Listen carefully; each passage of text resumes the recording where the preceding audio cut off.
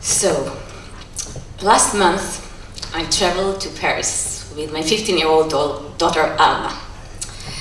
On the airplane, I kept on telling her about my first time in Paris when I was 16. I went to the Orangerie Museum, and there, in front of Chaim Sutin's portraits, I started crying. I guess it's the beauty of being 16 and of Paris, but for me, those portraits were kind of an inside look into the human nature, into my human nature. I was moved by them. I still am. 30 years later, I took my daughter Alma to see some art in Paris. It wasn't easy, and I ended up taking her to a show I thought she's gonna like. It was digital and interactive and also millennial, and I found myself standing with her in front of 3 big neon circles. And I was tearing again, but this time from disappointment. Yes, the lights in the gallery did change as we were moving through the space, but they didn't move me at all. For the last 20 years, I've been dealing around digital art. These days, as Leo said, I'm the curator and director of ArtPort residency in Tel Aviv, but I studied my master's at the Interactive Telecommunication program in New York, like Mushon here did, in NYU's art school, and for many years I was breathing, thinking, programming digital interactive art. But as the years passed by, I started realizing that the more digital art I see, the less and less I like it. And I was wondering, what's wrong with me? We are surrounded by great technology, with programmers and artists working together, creating seamless technology. We have VR goggles made out of cardboard, so all things we couldn't even think about 20 years ago. And still, most of the art I see doesn't do anything to me. What's wrong with me? The more digital art I've been seeing in museums and galleries, I started realizing that just like with your lovers, the things that make you fall in love with them originally are the exact same things that will eventually drive you crazy. And I started looking for those things, started looking for those buzzwords in wall text, in press releases, in websites, in my own writing. And I've collected some of those for you today. Things to look at when you hear about a digital art show, things to double think. Here they come: immersive, cutting edge, intimate, interactive, and innovative. Immersive. Last July, the first digital art museum of fine art was opened in Paris. It's a full museum dedicated to digital art. The technology, amazing.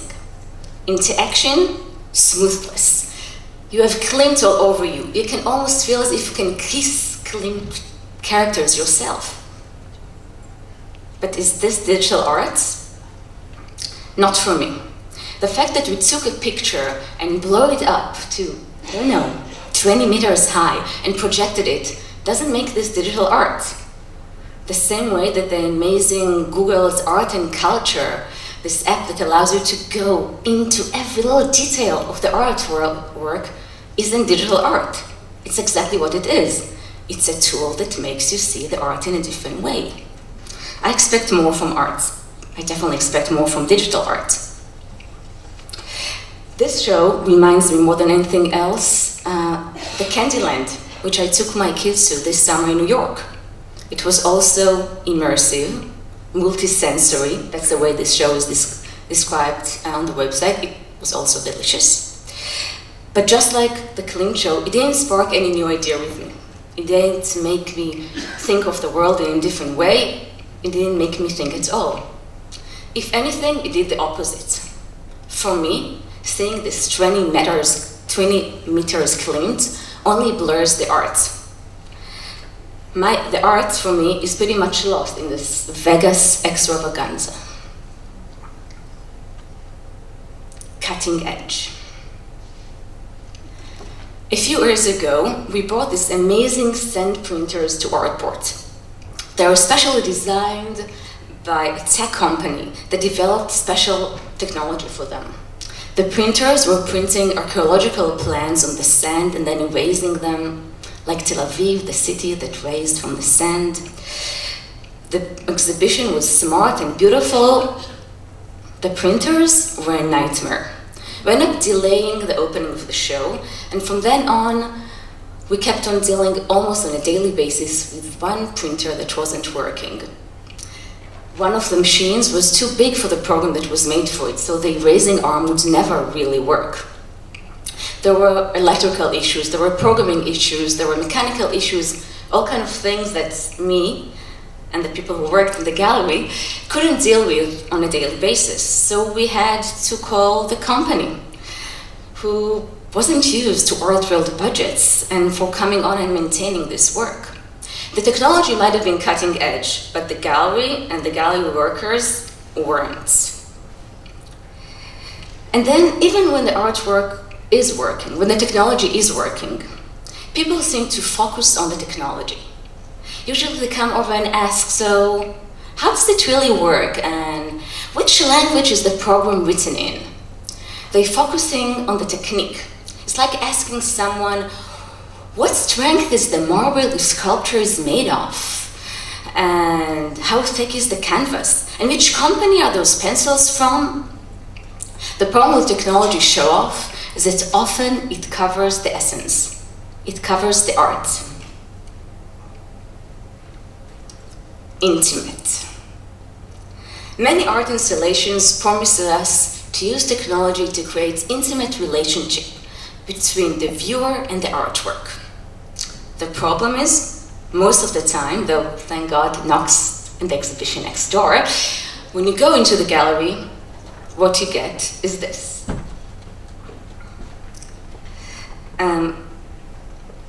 What it really means most of the time is that you get to use your phone. Most of us have really intimate relationship with our phone, that's true. It's the first thing we think about when we wake up in the morning, it's the last thing we think about when we go to bed. About 70% of us actually take it to the restroom. But if all we want to do in a gallery is use our phone in order to scan QR or watch a video, why do I need to come to the gallery? I'll be much better doing it on my sofa. If it's all about watching art, playing with robots, picking the end of the film, why do I need to take my car, find a parking, pay a museum fee, and step into the museum? The same goes to different kinds of questionnaires and surveys. They can be super sophisticated and artistic, but I'll be much more patient experiencing them on my own computer, my comfortable chair, with my solid internet connection, and without the peer and time pressure at the museum. Maybe we can start giving up the stamp of the gallery and sometimes realize that some art is just better to be viewed at home. Maybe we can think of the App Store as our new museum. Interactive. This one can be tricky, as interactivity is great and can definitely enhance most museum experiences. But most of the time, and once again, thank God, not next door, what you usually see is this. Now, people love seeing themselves on screens, people love taking photos of themselves, people love taking photos of themselves on screens. But this trick has been used so many times that even though it does raise interesting questions about groups and memories and your own body, you really need a good excuse to keep on using it. There are, of course, other kinds of interactivity. We just don't end up seeing them so often inside the galleries. Museums are already using them in educational programs, in the kids' exhibitions, often in their own website. Can we start using these tools not only in order to enhance other existing art exhibitions, but to create great, new, thought-provoking art? Innovative. Those Chaim Stutin's pictures I was talking about, they're about 100 years old. Michelangelo sculptures, about 500. Art wants to be eternal. Ideally, it will be ageless. Though being innovative is great, and both Suti and Michelangelo were innovative for their times, we should remember that being innovative isn't a virtue by itself. The problem with innovation is that very soon it will become outdated. This guy, he's announcing the release of iPhone 2.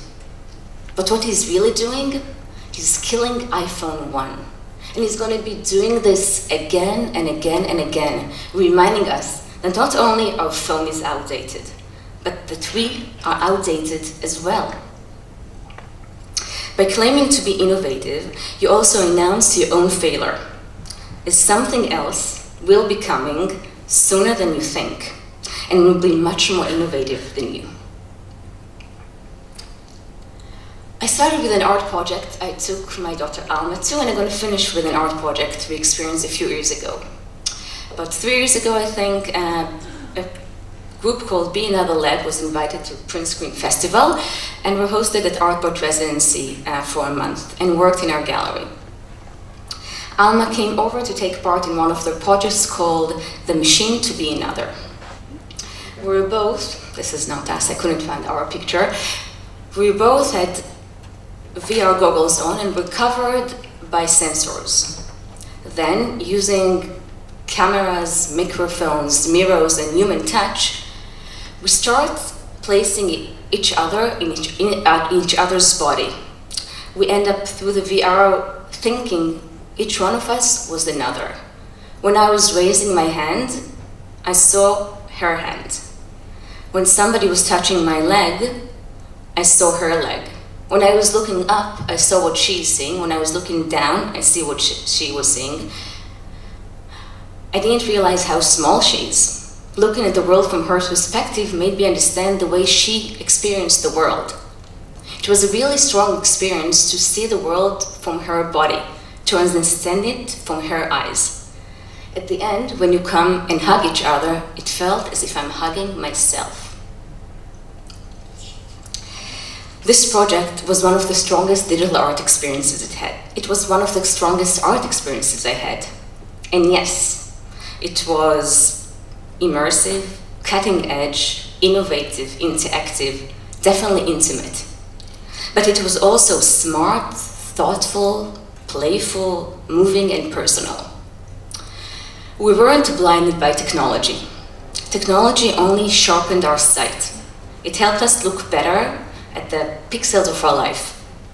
It made me tear for the right reasons. I hope all digital arts can do the same.